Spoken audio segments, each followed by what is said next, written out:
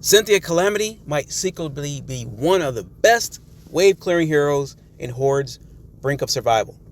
After testing her builds, weapons, and lineups, I honestly think most players are using her completely wrong. In this video, we're going over her best skills, strongest weapons, top team setups, and whatever Cynthia is actually worth investing your resource into before you waste mineral or materials on the wrong build. Let's break down everything you need to know about Cynthia Calamity. Let's go.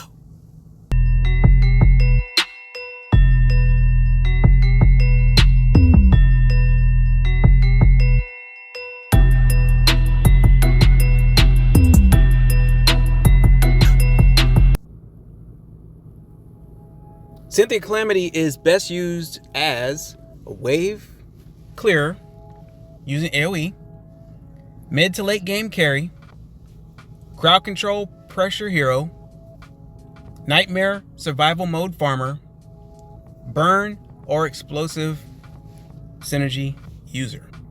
Now, she performs best when enemies are constantly grouped together and you can stack splash damage or status effects.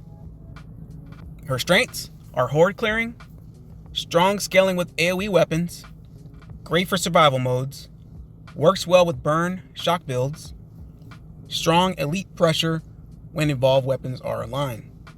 Her weaknesses, she can struggle early before her upgrades, she needs strong weapon synergy, less effective in high mobile boss fights, her positioning matters more than tank heroes. All right, let's get into her skills. Now, her first skill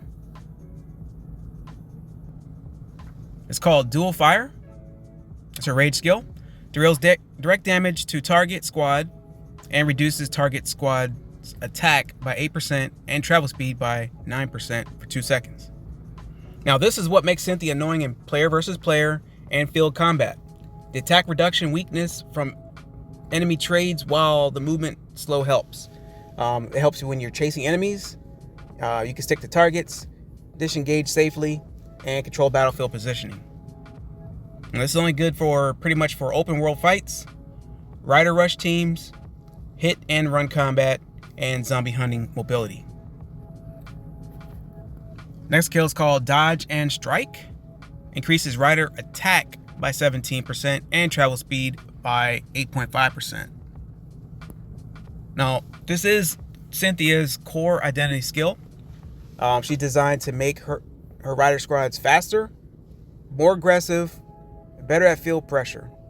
And the best pairings for her is going to be Captain Calamity, faster rider commanders, and PvP roam builds.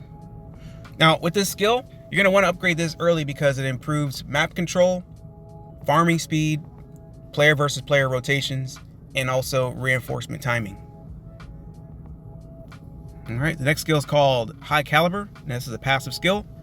Squad's basic attacks have a 20% chance to heal lightly wounded units in your squad.